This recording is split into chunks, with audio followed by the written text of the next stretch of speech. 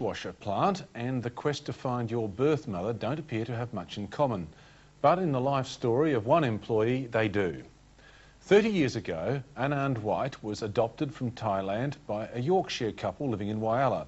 He doesn't speak a word of Thai, he doesn't know the name of his birth mother, and as an infant was even mistakenly caught up in a baby selling scandal. It's an extraordinary story. And now, as Simon Rowe reports, ANAND is travelling to Thailand hoping to put the jigsaw together.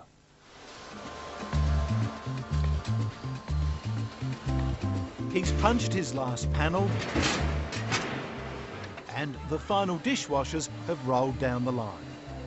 Now, along with 91 other Electrolux employees, ANAND is pulling the plug on one chapter and opening another. To me it feels like a fresh start.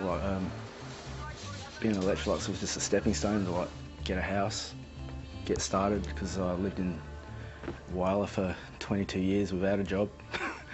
And then when I moved up here, finally got a job working at the abattoirs, and then went from there to Electrolux. And it was just like a stepping stone to get a house.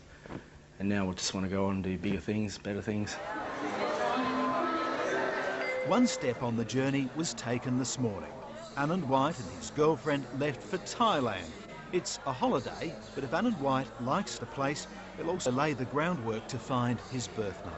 It's just a big mystery to me, because my parents have never really told me much about it. I haven't really asked many questions about it. And my girlfriend's adopted.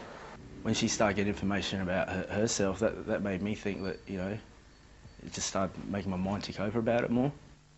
To understand ANAND quest, it's important to know the story so far. By 1975, Peter and Janet White had 2 daughters.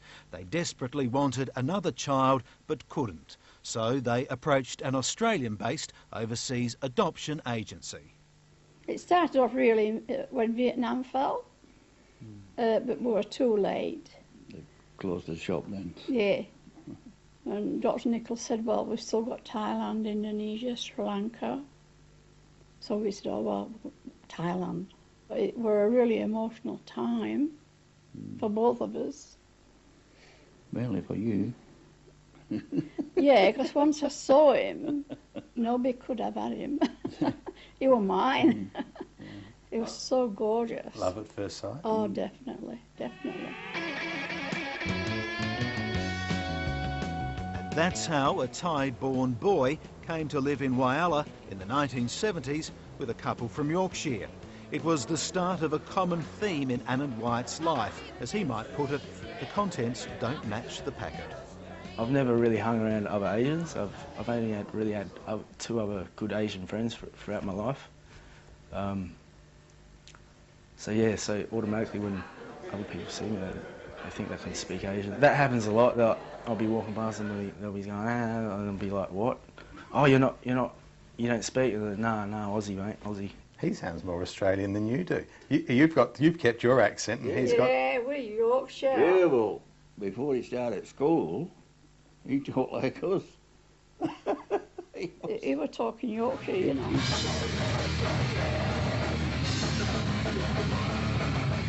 It is a completely, thoroughly Australian identity ANAND has forged for himself. This is Los Diablos, one of 2 bands he plays in. I love it. That's one of my biggest passions in life, is like playing with my bands. Yeah. If I could do that and make money, which I could live off, I'd do it for the rest of my life. Like, you know, seriously, it's like the best thing that's ever happened to me since I've moved up to Adelaide. It really changed my life. I bought him his first guitar.